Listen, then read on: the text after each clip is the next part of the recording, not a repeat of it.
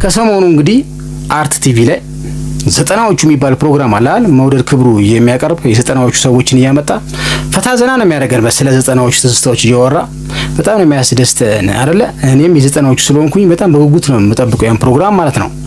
እሑድ ዕለት ደግሞ የጊዮርጊሱን አስጨፋሪ አቼን ነው የሚባለውን አቅርቦት ሰፋ ያለ ስለ ህይወቱም ስለምንም ሰፋ ያለ ኢንተርቪው አድርጓል። እዛ ገብታችሁ ሙሉ የምታዩት ያቼንን ኢንተርቪው በቃ በሳቅ ፍንድቅ ነው የምትሉት፣ ትዝናኑበታላችሁ። እጅግ በጣም በእውነት አትቆጩበትም፣ ትዝናኑበታላችሁ። የደበራችሁ ጊዜ ገብታችሁ ፈታ በሉበት። ፈታ ነው የሚያደርጋችሁ ማለት ነው። ከዛ ከተናገረው ንግግር ውስጥ ውጭ ሀገር ሄዶ ሊደግፍ በስፖንሰር ሄዶ የገጠመው ገጠመኝ እጅግ በጣም ፈታ ዘና አድርጎኛል። እጅግ በጣም አሁንም ሳስታውሰው ስቃለሁ ማለት ነው። እሷን ፓርት ለምን ለኔ ቤተሰቦች ጋብዤ ፈታ አላረጋችሁም ብያለሁ። ከሰማችሁ በኋላ ላይክ እና ሀሳብ ከእናንተ ተጠብቃለሁ ማለት ነው። እስቲ ጋብዣችሁ ልምጣ። በቃ አሪፍ ነው። ግን ሁላ አወራ የፈለኩት ካሜራው ላይ ተጠርታችሁ ጀማዋን ሰው ይሁን የጠራችሁ ፕሮዲዩሰር ይሁን ወይ ኢቨንት ኦርጋናይዘሩ አላውቅም፣ በቀን አንዴ ነው ብቻ የምትበሉት የተባላችሁበት ሀገር አለ? በኢትዮጵያ ምድር በቀን 3 ከዛ በላይ የለመዳችሁ ልጆች ካሜራው ነው መሰለህ። ከዚህ ያው ተብሎ የተከደው ነገርና ያን ኢቨንቱን ያዘጋጀው ልጅ እዛ ሲደርስ ያጋጠመው ነገር ትንሽ ሀፕን አድርጎበታልና እንደገና ደግሞ ሁለተኛው ነገር ምን ሆነ መሰለህ፣ ወደቴ እዛ እንደደረስን በጣም አስደንጋጭ ነገር አጋጠመ። የውሻ ጥብስ ልክ እዚህ እንደ እንቁላል ጥብስ በመኪና ወይ እንደዚህ በሞተር በአናት ተይዞ ሲዞር አየን። ማከያይ ምድር ያስብ ደሃኒ ዓለም አይኑ ሊበላ ይችላል፣ ግን ኦፊሻሊ በስነ ስርዓት ውሻው እንደዚህ በስነ ስርዓት ከዛ በኋላ ምን አይነት ነገር ማለት እንዳለ ኢትዮጵያ አምነህ እንዴት ነው የምትበለው?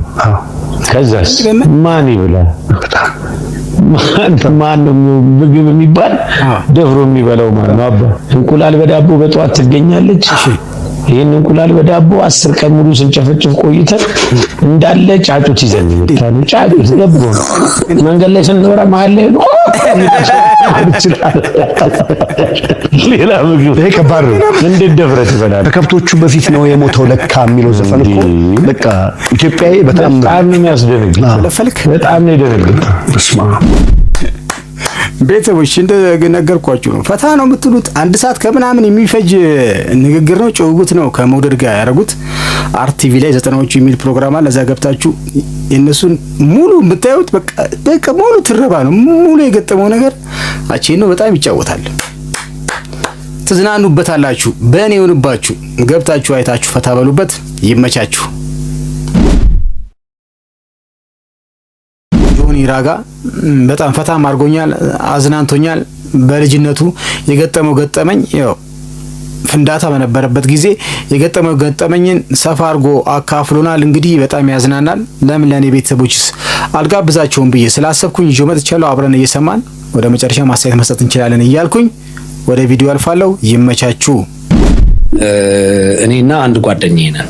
እሺ ከዛ ስንመለስ ያው እንዘንጣለን፣ ፍሪክ ነን፣ ቁምጣ ምናምን ገባ በዛ ኮፍያ አለ ምናምን እና በወቅቱ ያው አይን እንሰባለን ማለት ነው። ከዛ ነው ያደኩበት ሰፈር ያው የሆነ የወጣት እንትን አንደርስታንድ አደርጋለሁ ገባ የዱርዬን እንትን እና ከመድር ወክ እያደረግን እና እሱ እዚህ ጋር ሰብሰብ ያሉ ጎረምሶች እያየን ነው። እሺ አሁን እነሱን እያለፍን እዛ ጋር ደግሞ ሌሎች ሰብሰብ ያሉ ጎረምሶች ከፊታችን አሉ። አሁን ከኋላና ከፊታችን ያሉት ከዛ ሲያፏጭ ሰምቻለሁ። ከኛ ያለፍናቸው ግሩፕ ኦሬዲ ለፊት ስላሉት አፏጭ ማለት አደጋዙ እንደገባችሁ ያላገባ። ስለዚህ ፍሬዴን እየነገርኩት ነው። አሁን ሊቀሙን ነው ደግሞ ኮፍያ መቀማት ገባ በጣም ከንተኛ ኮፍያ ነችና ሊቀሙን ነው። ስለዚህ ተዘጋጅ ለመሮጥ ያልኩት ወዲያው ቀስ እያለ ነው ከኋላችን የሚመጡትና ኮቴ ሰማንና ነካ ነው ማለት በጠረዋ ምናምን እንደፋደፍን ድንጋይ የሳተን ምናምን ጫፉ ጋር የሆነ ማስታወቂያ እንትን አለ። ማስታወቂያ ሚኒስቴር ጊዮርጊስ ጋር ማለት ነው አቡነ ጴጥሮስ ጋር አለ። ከዛ እዛ ጋር ደረስን እያለከለክን ነው ገባ ከስንት እንትን ያለፍነው ገባ። ከዛ እዛ ጋር እንትን አየን። ፖሊስ ሳይሆን እዛ ያንን የሚጠብቅ ወታደር መሳሪያ ያዘ። ማስታወቂያ ጋር ነበር አውጥተካ እና ለካሱ ምሳ እረፍት ነገር ሊወጣ ነው ነገር ገባ። ከዛ እንደዚህ ዱርዮች ምናምን እንደበደቡን ምናምን ብለን የቱ ጋር ናቸው ምናምን ስንል ሲለን ያው እዛ ጋር ምናምን እናሳዩ ምናምን ብሎ እሱን ደረታችን ነፍተን እሱን አስገጥተን ስንሄድ ሁለቱ ቲሞች አሁን ተሰባስበው አንድ ሆነው ለስራ የተማላቸው ግብት ይሄ ምናምን የመታኝ ምናምን እያለ እናንተ አታርፉም ሁለተኛ ምናምን እንደዚህ እንዳታርጉ እሱ ለካ እየሄደ ነው ወደዛ ጭራሽ አስረክቦች እናንተ ባለጌዎች ሁለተኛ እንደዚህ እንዳታርጉ ምናምን ብሎ ቀጠለ። በስማ ከእንደገና በጠረባ በእነሱ ቤት እንግዲህ ለራቸው ነፍቶ ከስንት ዱላ ናዳ ከእንደገና እኮ ነው። በስማ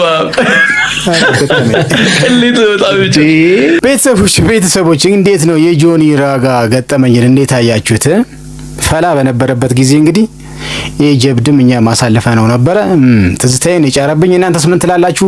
እንደዚህ አይነት ገጠመኝ ያላችሁ ሰዎችም ካላችሁ ሀሳባችሁን አጋሩኝ። ግን ጆኒ ፈታ አድርጎኛል። በእነሱ ቤት እኮ በቃ ፖሊስ አግኝተዋል ቀጠቀጠልን ብለው ነው ጀለሲ ሳይሰማቸው ላጥ ብሎ እንግዲህ ከእንደገና ሁለተኛ ዙር ተቀጥቅጠዋል ማለት ነው።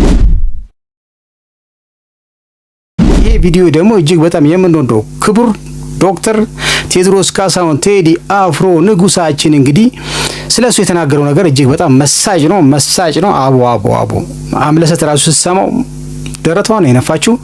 እንግዲህ ሚኪ ጃኖ ስለ ቴዲ አፍሮ ሲጠየቅ የመለሰው መልስ የተናገረው ነገር ቴዲ አፍሮ የገለጸበት መንገድ እጅግ በጣም ያረካል። እጅግ በጣም ቤተሰቦች ነገሩ ቴዲ አፍሮን የሚጠላ ሰው ጤነኛ ነው ብዬ አላስብም። ምንም የሚጠላ ነገር የለውም። እጅግ መሳጭ መጽሐፍ የሆነ ሰው ነው ብዬ አምናለሁ። ይሄን ሐሳቤን እንግዲህ ሚኪ የሚጋራዋል ብዬ አስቤ እቺን ፓርት ለምን ለኔ ቤተሰቦች አልጋብዛቸውም ብዬ ስለ ቴዲ መቼም ተሰምቶ ዝም አይባልም ማለት ቤተሰቦች። እስቲ ሚኪ ስለ ቴዲ አፍሮ አምለሰት ጠይቀው ምን አለ የሚለውን ነገር ሰፋ አድርጌ ጋብዣችሁ እመጣለሁ። ይመቻችሁ። ከቴዲ ጋር እንግዲህ 2 ዓመት የሥራ ቆይታ አድርጋችኋልና በተወሰነም ደረጃም ቢሆን ትተዋወቃላችሁ። እስቲ ቴዲ ምን አይነት ሰው ነው? ባንተ አንደበት ግለጸው። በእውቀት የተሞላ ሰው ነው። ጥግ ድረስ በእውቀት የተሞላ ሰው ነው። ለኔ ዩኒቨርሲቲ ማለት ነበር። with all its challenges ከሁሉም ቻሌንጅ በላይ ከቴዲ ብዙ ነገር ነው የተማርኩት። ዛሬ ለምሰራው ስራ ምክንያት የሆኑኝ ነገሮች ዛሬ አውቃታለሁ ለምላት ትንሽ ቁንጽል ሆነች ነገር ትልቅ ድርሻ ወስዷል ቴዲ። በተለይ ዘፈንን አንደርስታንድ በማድረግ ዘፈንን ክሬት በማድረግ ደረጃ ግጥምና ዜማን አቲኒዌት በማድረግ ደረጃ ነገሮችን በመረዳት ደረጃ ልበለው አቲኒዌሽን እንኳን ሌላ በመረዳት ደረጃ እንዴት እንደሚፈጠር እንዴት እንደሚተነተን ከስር መሰረቱ ብሎ ያስተማረኝ እሱ ነው። አሁን ለምሳሌ ሙዚቃ መስራት አንድ ነገር ነው። መሳሪያ መጫወት አንድ ነገር ነው። አዎ ስሜትን ተረድቶ ያንን ስሜት በሙዚቃ ውስጥ ስሜት እንዲገለጽ ማድረግ መቻል ግን ሌላ ራሱን ይችላል። የትኛውም ዩኒቨርሲቲ አስተምርሽም እሱን ቴዲ አስተምሮኛል። ይሄን ደግሞ እርግጠኛ ነኝ እና ቤሎም እና ቤኪም ምናምን ሁሉ ይመሰክሩልሻል። በኋላ የሚመጡትም ራሱ ኤልያስም ይሄንን ይናገር ነበር። ለሱ ብቻ የተሰጠ እስኪመስል ድረስ የሚገርመኝ እና ደግሞ ሕፃን ልጅ በሚገባው መንገድ ማስረዳት ይችላል ቴዲ። ለኔ አሪፍ የነበረው ነገር እሱ ነበር። ሕፃን ልጅ በሚገባው መንገድ ያወራል አይደል? እንደዚህ ተሰብስበን እንደዚህ ምናምን ስንቀመጥ ምናምን ይቆጣጠረዋል ቤቱን እና በሚናገርበት ጊዜ ዝም ብለሽ ዘለሽ ቀልዱን ብቻ የምትሰሚ ከሆነ ተሸውደሻል። ቁጭ ብለሽ አንዳንድ ጊዜ የሚናገራቸውን ቁም ነገሮች ተኮር ብለሽ ስትመለከች ግን መጽሐፍ ነው። በጣም ጎበዝ ሰው በዚህ እና ለኔ ሚውዚካል እውቀቴ ላይ በጣም ቴክስቡክ በቃ ዩኒቨርሲቲ። ስለ ሀገሩ ያለው ፍቅር እጅግ በጣም ያስቀናል። የሚናገርበት ነገር እጅግ በጣም ያስቀናል። እኔ የኢትዮጵያን ፓስፖርት ጨክኜ በአሜሪካ ፓስፖርት አልቀይርም ብሎ ያብራራው ነገር ስለ ሀገሩ ጉዳይ ያብራራው ነገር እጅግ በጣም ስለመሰጠኝ እጅግ በጣም ስለሳበኝ ለኔ ቤተሰብም እንግዲህ ተምሳሌት ይሆናል ብዬ ስላሰብኩ ጆኒ እያንዳንድሽ ሀገር ጥለሽ የምትሄጂ በሙሉ ተምሳሌት ይሆናል ብዬ ስላሰብኩኝ ይሄን ቪዲዮ ልጋብዛችሁ ፈለኩ ማለት ነው። ይመቻችሁ። ለምሳሌ የሆኑ ግሩፖች ጋር ያወራን አዲስ አበባ ጩጬ ልጅ ነኝ ከስዊድን የመጡ ናቸው እና ስዊድን ሊሄድ ነበርና ከዛ በኋላ ስዊድናዊ ነው። ከዛ ስዊድን ልትሄድ ነው እዛ እኮ ዘረኞች አሉ ሲሉኝ እኔም ዘረኛ አይደለሁም ስል አልገባቸውም ማለት ነው። አይጨንቀኝም እኔም ሬስ ስለሆንኩ ምናምን ስላት ለጭንቅላት ነጯ ልጅ ሊገባት አልቻለም ማለት ነው።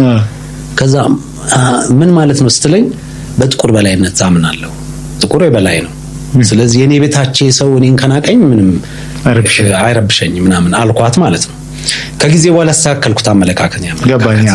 ልክ እንዳልሆነ አውቃለሁ፣ ግን የመጣሁት ከዚህ ነው ገባኛ። በጣም ዘግናኝ ኢትዮጵያዊ ነኝ፣ በጣም ገገማ አፍሪካዊ ነኝ ማለት ነው። ስለዚህ አውቃለሁ ኑሮን አሸንፋለሁ እኮ አሜሪካ በሄድ ቀድሜ ኢትዮጵያ ማሰጠኝን ይሁን እድሎች ሊሰጠኝ ይችላል። ግን የህይወቴ ደግሞ ትርጉም ያ ብቻም አይደለም። የህይወቴ ታሪክ እንዲሆን የምፈልገው የሆነ ስደት ምናምን ከዚህ የበለጠ ሌላ ገባ መስራት የምችለው ሌላውን ማንቃት የምችልበት ነገር እንዳለ አምናለሁ ማለት ነው። ገባ ከዛ ደግሞ እንደ ኢትዮጵያ ደግሞ ብዙ ወጣት ጋር ይሄ ማንነት የለም። ስለዚህ ቪዛ ለማግኘት ሰው ሲሮጥ ያለ እኔ ብዙ ሰው አሰባስቀየር ያለው ብር ያለው ሰው እግዚአብሔር ብር ያለው ሰው ወደ ኢትዮጵያ ወደ ውጭ መውጣት የሚፈልግ ሰው ለምን ይሄ ብር በዛ ሀገር ብር ይሄን ያክል ብር ነው ያን ብር ያለው አበሻ ኖርማሊ አታገኝም። ብር ውጭ ሀገር ኖሩ ማለት እዛ ሲስተም ውስጥ ኮምፎርታብል ሆኑ ማለት ነው እንጂ ባንካቸው ውስጥ ብር ማለት አለ ማለት አይደለም። በቃ የሚበሉት አላቸው የሚጠጡት አላቸው፣ ግን ከእጅ ወደ አፍ የሚለው ኑሮ ነው የሚኖሩት። እና ኢትዮጵያ ስትሰራ ምንም ነገር ምን የምታረጋቸው በጎ ነገሮች ካንተ አልፎ ሌላ ያንተን ሀገር ዜጋ ይረዳሉ ማለት ነው። ገባ? ስለዚህ በዚያ ምን አለ ኢትዮጵያዊ ፓስፖርቴን መቼም ልቀየር ለኔ ንቀት ነው። እውነቴን ነው። አሜሪካ ፓስፖርት ምናምን ብዬ ኪሴ ልይዝ አልችልም። እና ከችግሬ ጋር እኖራለሁ። ችግሬንም እንትን ምን መሰለህ መጀመሪያ ግን ይሄን በሙሉ ስዕል ችግር አይደንቀኝም። እንደ ሰው ለፈተና እንደመጣን አውቃለሁ። ይሄን የተመቻቸ ህይወት ገባ። ስለዚህ ሁሉ ቻሌንጆች ሲኖሩ ነው ህይወት የሚጠመኝ ማለቴ በጣም ሲደላደል በቃ ራሴን ከሌናይ ጋር መጣላት መጀመር ይመስለኛል ማለት ነው። በቃ ሰሰንፍ ማድረግ ያለብኝ ሳላረግ ስለዚህ ያም የሰዋዊ ባህሪህም የሚጠፋ ይመስለኛል። ገባ በየቀኑ ያንን ልፋት ስታጣ መልፋት መራብ ስታቆም ምናምን እና ችግሮች ለኔ አያስፈራሩኝም። በቃ ኖርማል ሂደት ያ ነው ብዬ አምናለሁ። ስለዚህ አሁን ባህሪ የሆነ ሀብት ላይ መቆለል አይነት ቢሆን የኛ መለካከትን ቢውልድ አላረግ ነበር ማለት ነው። ስለዚህ ሁለቱ የተጋቡ ነገር ናቸው። ኢትዮጵያውዬ በችግሩም በምንም በቃ ችግር የኔ ነውና ያው እየኖርኩኝ አይደለ እንደ 100 ምናምን ሚሊዮን ህዝብ። ስለዚህ ያ ነገር አለ እኔ ጋር ማለት ነውና ለዛ መሰለኝ ሁለቱ ቤተሰቦች እንግዲህ ጆኒ ራጋ ለሀገሩ ያለው ፍቅር ሀገሩ እንዴት እንደገለጸው በቃ ለሀገሩ ያለውን እምነት እንዴት አያችሁት? ሰፋ አርጌ ጋብዣችሁ መጣው ማለት ነው። እኔ መስጦኛል፣ ተመችቶኛል። እኔም ከሀገሬ መውጣት አልፈልግም። አጣውም አገኘውም ቻገሬ ነች ብዬ ነው እንግዲህ ቁጭ ያልኩት። በከፊል የኔን ሐሳብ ገልጾልኛል ብዬ አስባለሁ። የእናንተስ ሐሳብ ምንድነው? በሀገራችሁ ዙሪያ ጆኒ ራጋ የሰጠው ሐሳብና አስተያየት እንዴትስ ታዩታላችሁ? እንዴትስ ትመለከቱታላችሁ? ሐሳባችሁ ያስፈልገኛል። ሐሳብ ብሰጡበት ደስ ይለኛል። እኔ በጣም ስላረካኝ ፓስፖርቴን በአሜሪካ ፓስፖርት በፍጹም አልቀይርም ብሏል። በቃ የቀረው ይቅር ብሎ አስረግጦ ተናግሯል ማለት ነው። በዚህ ዙሪያ የሆነ ሐሳብ ብጥሉበት ደስ ይለኛል ማለት ነው። ጋይስ እንዲናችሁ አስቂኝ ገጠመኝ ነው ይሄ ስራ ማለት አድርጎኛል። በጣም ብዙ ኤክስፒሪየንስ ሰጥቶኛልና አሁን መጨረሻውን ያው የደረስኩበት ነገር ምንድነው አንድ ቤት ውስጥ ውጪ ስንት ዘመድ አለ ስንት ዲያስፖራ አለ የሚለው ነገር ደርሼበታለሁ። ይኸውላችሁ ባለፈው ጥሪ ይገባልኝና ሴትዮዋ እህቷ ቤት ተጠርታ ነው ዲያስፖራ ነች ምሳ ግብዣ ማለት ነው። እና እሷን ላደርስ ነው ተጠራው ሄድኩ ደርሻለሁ እየደወልኩኝ ከዛ በኋላ ትንሽ ደንገዝገዝ ብሏል። ይሆነ ብቻ ዞር ስል ከንግስ የሚመለስ ህዝብ ነው የሚመስለው። እቴቴ ዲያስፖራ ስሙ እቴቴ ነው። እቴቴ መኪናው መጥቷል። አንድ እሷ ናት እቴቴ ነች በቤቱ ዲያስፖራ እኔ በአካባቢው ይመስለኛል። ከዛ መጣች እህት ኢትዮጵያ ያለችው እህት የቴቴ እህት መጣች። አንተ ነህ መኪናውን ዳሰስ አንተ ነህ አደራ የቴን ነገርሽ እንደው ቅፍ ድግፍ አድርገው ድረስ ታሴን አናግረው የእቴቴ የእህት ባል ደግሞ መጣ። እሱ ደግሞ መጣ። አንተነህ ገና ትሪፕ ሳልጨርስ ቲፕ የተሰጠኝ ብቸኛ ሜትር ታክሲ አሽከርካሪ ተሴ 100 ብር አደራ አድርስልን መሰለኝ። እንደውም ተሴ አልነገረኝም እንጂ ዓለም ዋንጫ በላት ቢለኝ ደስ ከዛ የቴቴ የእህት ልጅ ደግሞ መጣ። በጣም ብራዘር አደራ ይልሽ እቅም ድግፍ አድርገሽ አድርስልን እቴትዬ ነግሬዋለሁ አይደል? እኔ እኮ መጨረሻ ላይ ከኋላ መብራት ብልጭል ካሜራ ጁብስል የቴቴ የእህት ልጅ ሴቷ ከኋላ ፎቶ እያነሳች ታርጋ መጣች። እኔ እንደገና ዞረች በፊት ለፊት በኩል ቪዲዮ ታርጋ። እኔ ከዚህ ሁሉ ውክልና በሰጡኝ ይሻላል እቴትዬ በቃ ውክልና በሰጡኝ ማስረጃ አይደል ከእንትን ከለቡ መብራት በኮድ 3 ታርጋ ቁጥሬና መንጃ ፍቃድ ቁጥሬ እንትን ብሎ ተገልጾ ወደ ቡልቡላ ይሻላል እቴትዬን እንዲያንቀሳቀስ ውክልና ሰጠነዋል ብላችሁ ውክልና ሰጠነዋል። ውክልና እንጂ ውክልና አይተናደስ አውቃለሁ። በቤቱ ብቸኛ እቴቴ ነች ቤተሰቡ ቀጥ አድርጋ ያዘችው እቴትዬ እንኳን ለነሱ ለኛም ደጀነሽ ግን ውክልና ይሱን በቃ ተጨነቀ እኮ መጨረሻ ላይ ታሲ በጆዜ ሰጠኝ ሰውዬ አደራ እግዚአብሔር እቅም ድግፍ አድርጌ አድርሻለሁ። ለማንኛውም እጅግ በጣም የገረመችኝ ፓርት ልጋብዛችሁ ፈለኩ ማለት ነው። ምንድነው ካላችሁ ከቪዲዮ ሰምተነው እንመጣለን። ይመቻችሁ። በጣም ስርዓት ያለው ቤት አለኝ ማለት ነው። ኦኬ ጎረምሳ ጓደኞቼ ብዙ ጓደኞቼ ቤቴን ያውቁት ሪሊ የግል ህይወቴ ለኔ ጥብቅ ነው። ኦኬ ገባ አባባሌ የግል ህይወቴስ ማንንም አልፈቅድም። ኦኬ ማንንም አልፈቅድም ማለት ሁሌ ለስራም ሆነ በብዙ እንትን ምክንያት ሰዎችን ሚትሳረክ ሳወራ መጀመሪያ ኢነርጂ ቴስት አደርጋለሁ። ይሄ ግዴታዬ ነው። ኦኬ የኔን ኢነርጂ እንዲበክል ማንንም አልፈቅድም። ስለዚህ ለስራ እያወራን ያማሃኝ የሆነ ሰው ምናምን ብቻ የሆነ ኔጋቲቭ ነገር በጣም ጠንካራ ካየሁብኝ ኔክስት ታይም ላልደውልልህ እችላለሁ ማለት ነው። ይሄ በሙሉ ምልህ አንድ አባባል አለ ሁሌ የምለው ከዛ ስር የሚገኙ ናቸው ማለት ነው። እሱ ምንድነው የሰው ልጅ ሲፈጠር ዓለም ትቀያየራለች አይደል? ብዙ ነገሮች ውጣ ወረዶች አሉ አይደለ? በቃ የሰው ልጅ ምንም ነገር ለመቆጣጠር አቅም ተሰጥቶታል። ምንም ግን በህይወት ስንኖር የዛን የሩብ አንጠቀምም ማለት ነው። ያንን ኤክሰርሳይዝ አናደርገው። የሰው ልጅ በጣም የሚደንቅ ፍጡር ነው። ገባ አባባሌ? ስለዚህ የሰው ልጅ ዛሬ ባለህበት ሳይሆን በቃ በማንነትህ ነው ማምነው ማለት ነው። የእንትን ባለቤት ይሁን የክለብ ባለቤት የሆነ ዘበኛ ሁን ምናምን ለኔ ምንም ልዩነት ከሁሉም ጋር እንደዛ ይገኝነት ነው ያለኝ። ገባ አይደል አባባሌ? ስለዚህ የሰው ልጅ በአጠቃላይ አከብራለሁ። እንደ ድንገት ያላወቃችሁ ሰው ወደ ባንካችሁ ሰፋ ያለ ወይም ትልቅ ገንዘብ ተሳስቶ ወደ እናንተ አካውንት ከቶ ደውሎ እባካችሁ መልሱልኝ ተሳስቼ ነው የከተትኩት እባካችሁ ሲላችሁ እሺ ብላችሁ በቅንነት መለሳችሁለት። ከዛ በኋላ እሱ ስለመለሳችሁለት ደስ ብሎት የሆነ ነገር ቢያደርግ ደስ ይላችኋል አይደለ? ይሄ ታሪክ እንግዲህ ሰውዬ ይነግረን ነው። በጣም ገርሞኛል። እስቲ አብረን ሰፋ አድርገን እንስማውና የራሳችንን ሐሳብ እንድንሰጥበት ስል ጋበዝኩ ማለት ነው። ይመቻችሁ። ትናንትና የሆነ ስልክ ተደወለልኝና 18 ቤት ነውና ሃሎ አቤት ላኮ በርሶ አካውንት ብር ተሳስተን አስገብተናል አሉኝ። በማን ባንክ? ስንት ብር አልኳቸው። በዚህ ባንክ 500 ሺህ ብር አስገብተናል ተሳስተን በይቅርታ የኔ ጌታ መልስልኝ አለ። ምን ችግር አለ? እሺ እጄ ለዩና ቼክ ላድርገው። ግን ባንክ አካውንቱን የምትሉት ባንክ እኔ ተጠቅሜ አላውቅም። ግን አካውንት ከፍቼበታለሁ። ብዙ ግን አንድ ቀን አስገብቼበታለሁ። እጄ ቼክ ካሳረገው እዚህ ነው ፋይዳ ጋር ሳይያይዘው ፋይዳ ጋር 500 ሺህ ብር ገብቷል። እነሱ ጋር ተደዋውዬ ሰሜን ጎንደር ነው። ከሰሜን ጎንደር ማን ነበር ቦታው? ከሻውራ የምትባል ሰሜን ጎንደር አካባቢ ከዛ ነው የተላከውና አቶ ዳኝ የሚባል ሰው ነውና መለስኩላቸው። ደስ አላቸው። መረቁኝ በግሩፕ ነው መረቁኝ በግሩፕ። እሺ ስንት ብልክልኝ ጥሩ ነው? 100,000 ደስ 1,000 ብር 1,000 ብር 1,000 ብር እኔ ጋር የሰሙት ሰዎች መልስ አይ በቃ 1,000 ብር እሱ የፈለገው ነው አለ።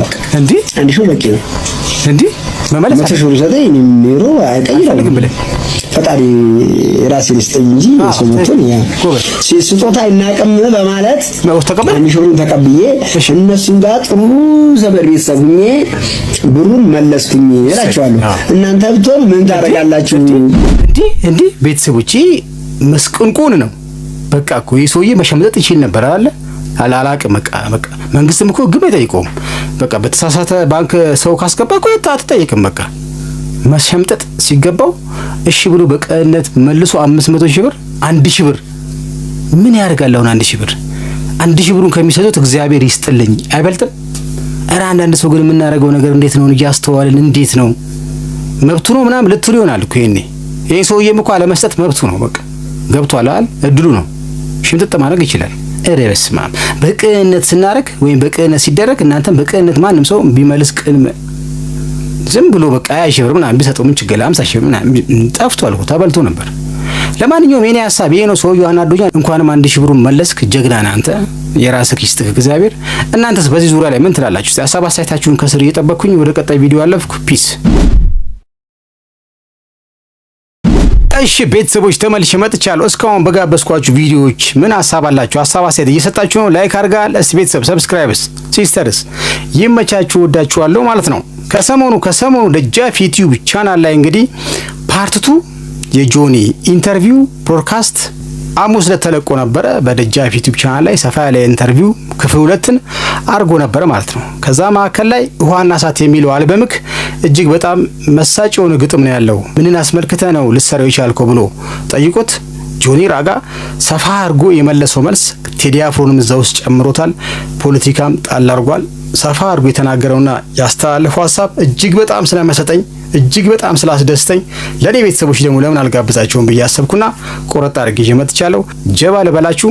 ሰምታችሁ ደግሞ የፈለጋችሁትን ሐሳብ አስተያየት በዛ ዙሪያ ላይ መስጠት ትችላላችሁ እያልኩኝ ወደ ቪዲዮ ነው ወደ ሐሳቡ አልፋለሁ። ፒስ።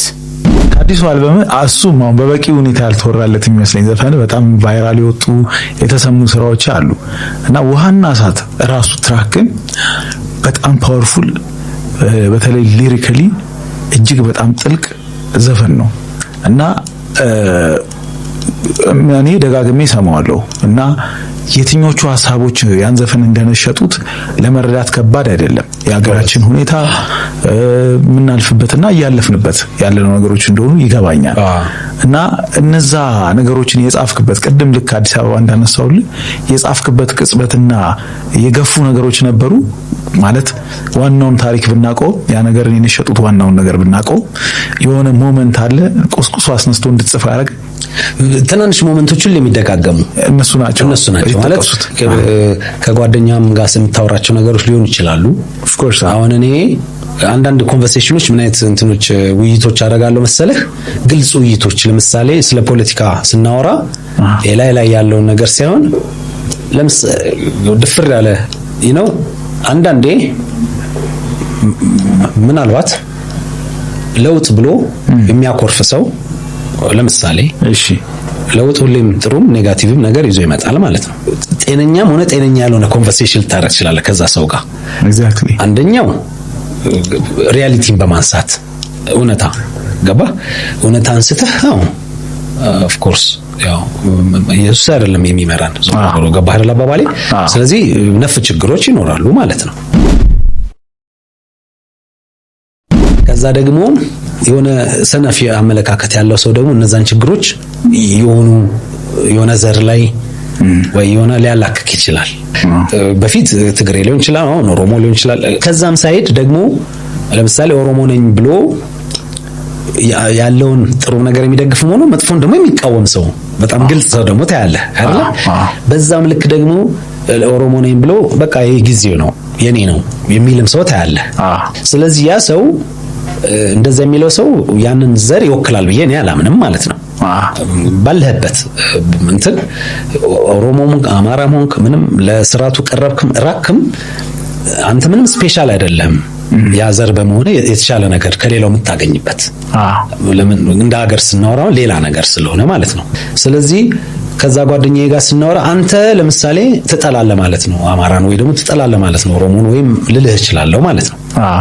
ትክክለኛ ቦታ ጋር ለመመለስ እና ቅድም ያልኩ ይሄ ባላንስ አለመሆን አሁን መንግስትም ጋር ስናወራ አንተ ያላየከውን ወደፊት ይሆናል ብለህ ጭንቅላት ላይ የሳልከውን አሪፍ ነገር ይዘህ ከዛ ሰው ጋር ልትከራከር ትችላለህ ማለት ነው። ገባ? በቂ ምክንያት ላይኖር ይችላል። እሱም በቂ ምክንያት ለመፍራት በቂ ምክንያት ላይኖር ይችላል። እሱም ግን ለበጎ ነው ምናምን ብለህ መንግስትን ደግፈህ የምትከራከርባቸው ነጥቦች እኔ ለምሳሌ ነበሩኝ አይደለ? ከዛ በኋላ መንግስት ደግሞ ሲሳሳት ሳይ መንግስትን ደግሞ መገሰጽ ደግሞ አለብኝ። ለምን መንግስትን ወክዬ እኮ ይሄን ሰውዬ ሰድቤዋለሁ ወይም ተከራክሬዋለሁ። አሁን ግን መንግስት ደግሞ አጥፍቷል። ገባ ማለት ስለዚህ አሁን ደግሞ ወደ መንግስት መዞርና መጫው አለብኝ።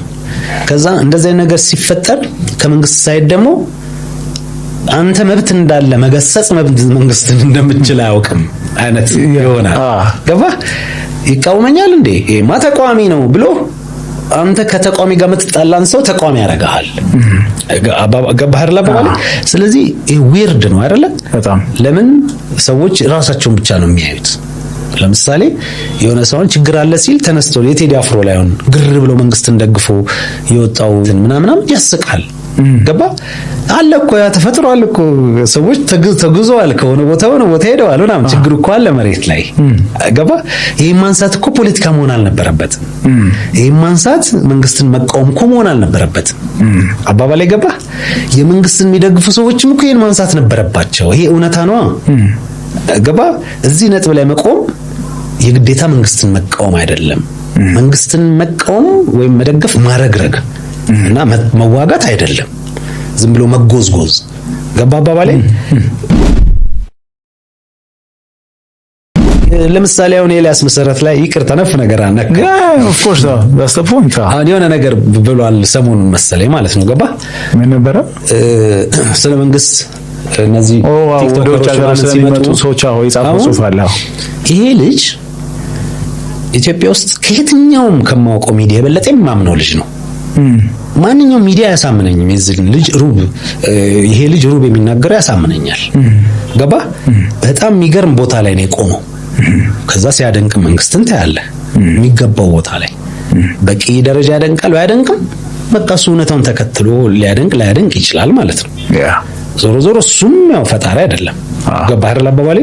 ግን ቅድም እንዳልኩህ ግጥግም ያለ ውሸት ከሚነግረኝ ቲቪ እሱ ቻሌንጅም ሳደርግ በራሴ መንገድ እንትኑን ስፈልገው እውነታውን የምደርስበትን እውነታ ይነግረኛል።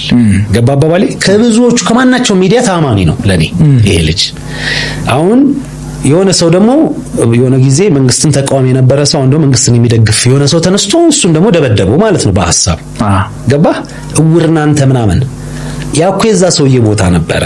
መንግስትን የሚደግፈው አካል መንግስትን ፐርፌክት እንዲሆንለት ገባ? እንደዚህ ትናንሽ ነገሮች ሲኖሩ መንግስትን መገሰጽ እንደዚህ ሲንግል አውት አድርጎ አውጥቶ መንግስትን እንደዚህ እኮ ማድረግ አልነበረብም ማለት እኮ አለበት። ሊያኛው መንግስት ታዲያ ምን ሆኖ ነው ያናክል ሲቃወም የነበረው? የድሮ መንግስት እኮ ያደረጋቸው በጣም የሚገርሙ ነገሮች አሉ። ገባ አይደል አባባሌ? ስለዚህ የኔ ነው ያንተ ሲሆን የሆነ የሌላ ሰው ሲሆን እንትን የሚሆንበት ነገር የለም ማለት ነው። ሰዎች ለሚበሉበት ብቻ ነው የሚያዩት። በቃ የራሳቸውን እውነታ ብቻ ነው የሚያዩት። የራሳቸውን የሚፈትን ነገር እንኳን ሲያገኙ ሌላ ፈተና ተናግረው አንተን ማሳመን ነው የሚፈልጉት እንጂ ዞር ብለው ገብተዋል አባባሌ። እኔ እንደዚህ የምልህ ከምን አይነት አስተዳደግ መጥቼ መሰለ? እኔ እናቴ ፍርድ ቤት ብትቆም ካጠፋች እናቴ ላይ መሰክራለሁ። እግዚአብሔርን ወንድሜ ፍርድ ቤት ይቆም ወንድሜ ላይ መሰክራለሁ። ቀጥኛ ማለት ገባ? ባረገው ነገር በውሸት ለእናቴም ለወንድሜም አልቆምም ይመስለኛል። ሁሉም ወንድሞቼ እንደዚህ ናቸው። ገባ? እኔ እንደዚህ አይነት አስተዳደግ ነው ያደግኩት። ስለማውቅህ በቃ እንትን ያወጣ ስራ ያወጣ ያንተ ውሸት ነገርህን መጥቻ አልደግፍልህም። ምንም አንተን ለማስደሰት እግዚአብሔርን አላስቀይም። በቃ ማንንም ለማስደሰት ገብቷል አባባሌ። ስለዚህ እኔ እንደዚህ የማስብ ሰው ነኝ። አማራ ስለሆንኩ ወይም ደግሞ እንትን ስለሆንኩ ወይም እንትን ወይ እኔ ስለሆንኩ ስላልሆንኩ ገባ በሆነ ሪሌት የምናደርገው አንድ ላይ የምንሰበሰብበት ነገር ሊኖር ይችላል። ገባ ዝምድና ሊኖር ይችላል ምናምን። ግን ከበደ ሌላ ዘር ስለሆነ በዘራችን ብቻ እንትን አላስቀድመንም። በጥሩነት በመጥፎነት ነው ማስቀድመ እንጂ። ስለዚህ ይሄ በጣም የሚያንገበግበኝ ነገር ነው እና ዋና ሰዓት ሲነሳ ይሄ ነው እንትኑ ማለት ነው። በቃ እዛና ጫፍና ጫፍ መሃል ላይ ሆነ አይደለም፣ ጫፍና ጫፍ ሆነ ነው። እና መቼም ተቃዋሚዎችን የያዘ አሪፍ መንግስት አይኖረንም። በዚህ መንገድ ስታስብ ገባ ተቃዋሚና መንግስት አንድ ላይ ሆነው ለሀገር አይሰሩም።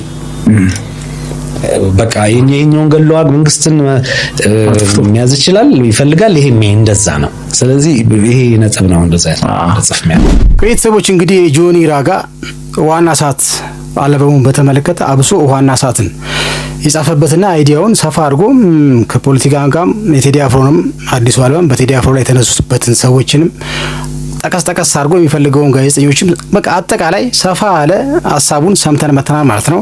በዛ ሐሳቡ ዙሪያ ላይ እንግዲህ እናንተ የምትጨምሩበት ነገር ካለ ሐሳቡንስ እንዴት ተረዳችሁት የሚለው ነገርን የፈለጋችሁትን ሐሳብ ከስር መጻፍ ትችላላችሁ ማለት ነው። ጆኒ ራጋ እውነትም እንደሚያስብ እንደዚህ የሚያደርግ ከሆነ ጥሩ ነው፣ ቆንጆ ነው። እንደዚህ አይነት ሰው ነው የሚፈልገው በአሁኑ ሰዓት ማለት ነው። እዛም ማጨብጨብ እዚህም ማጨብጨብ አያስፈልግም። ቀጥ ብለን ለእውነት ፊት ለፊት ብቻ ነው መሄድ ያለብን። ለወዳችን ብቻ አንደር ነው እኔ እንደተረዳሁት ማለት ነው። ሰፋ ለኢንተርቪው ይመስላል። እናንተን ሐሳብ ደግሞ ከስር እጠብቃለሁ። ፒስ